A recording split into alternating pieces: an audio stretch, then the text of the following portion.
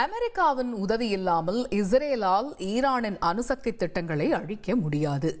அது ஏன் என்பதை விவரிக்கிறார் எமது சிறப்பு செய்தியாளர் ஜெயமுருகன்.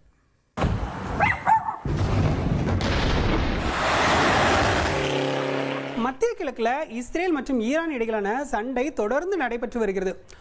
ஈரான் விரைவிலேயே ஒரு அணு ஆயுதத்தை பெறும், அதை தடுக்கவே நாங்கள் தாக்குதல் நடத்தணும்னு சொல்லிச்சு இஸ்ரேல். இஸ்ரேலுக்கு இந்த தாக்குதலில் 2 இலக்கு இருக்கு. ஒன்று, அங்கே இருக்க அணுசக்தி திட்டங்களை அழிக்கணும். 2வது, அங்கே இருக்கிற காமேனி அரசாங்கத்தை அகற்றணும். இந்த 2மே இஸ்ரேல் மட்டுமே செய்ய முடியுமா அப்படின்னு கேட்டால் இல்லை என்பதுதான் ஒற்றை பதிலாக இருக்குது சர்வதேச பாதுகாப்பு வல்லுநர்களிடமிருந்து.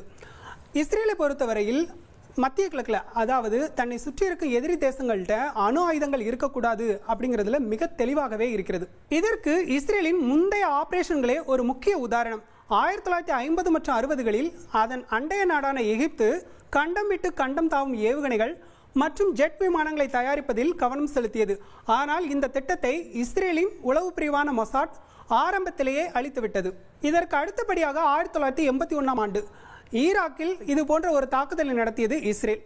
ஈராக் பிரான்ஸ் உதவியோட அங்கே ஒரு அணு உலையை அமைச்சது. அந்த திட்டத்தை அடியோடு அழிக்க இஸ்ரேல் திட்டமிட்டது. தன்னுடைய ஜெட் விமானங்களை அனுப்பி அங்கிருந்த அணு உலையை அடியோடு அழித்தது.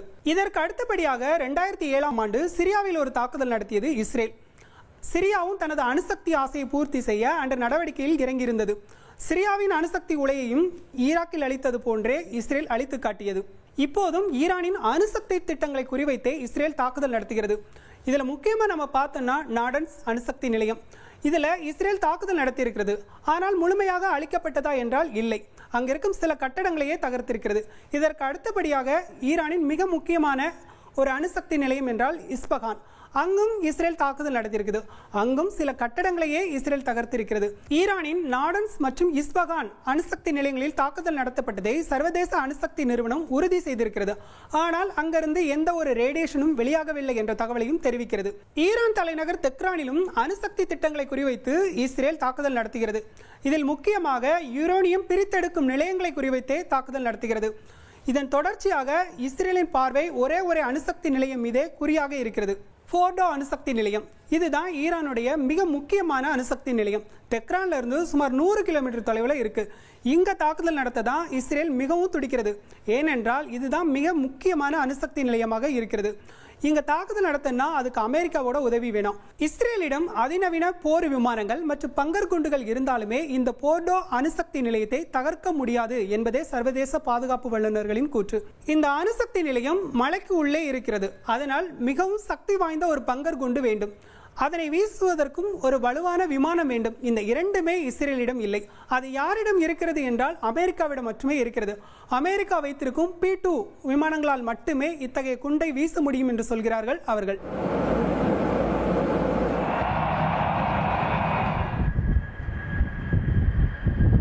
அமெரிக்கா வைத்திருக்கும் P-2 போர் விமானங்களால் 13,600 கிலோ எடை கொண்ட ஒரு பங்கர் குண்டை வீச முடியும்.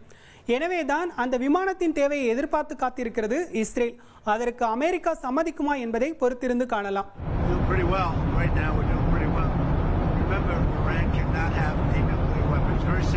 ஃபோர்டோ அணுசக்தி நிலையத்தில் தாக்கும்போது கதிர்வீச்சு அபாயம் அதிகமாகவே இருக்கும்.